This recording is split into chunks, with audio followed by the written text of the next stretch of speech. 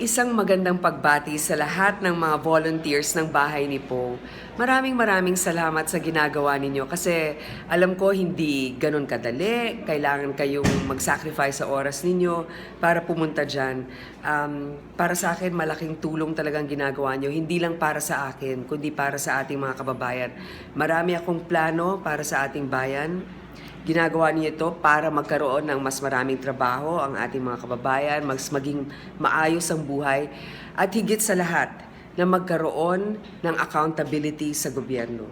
Hindi ako papayag na ang lumang sistema kung saan palakasan, yung mga mayayaman lang ang pwedeng bigyan ng magandang pagkakataon at nakakalimutan yung mga mahihirap. Kaya para sa inyong lahat, ginagawa natin ito. Dapat yung mga mahihirap makapag-college na ng libre. Kailangan yung ating mga kababayan may mga trabahong mapupuntahan na permanente, na ayos ang sweldo, hindi naman yung para pwede naman kayong may extrang pera naman na lumabas at mag-enjoy pa minsan-minsan. Lahat yan kasama sa ating platform. So, huwag kayong mag-alala kahit na kung ano-ano yung batikos. Wala tayong ginawang masama sa ating mga kababayan. Ang gusto lang natin ay gumawa ng kabutihan para sa kanila.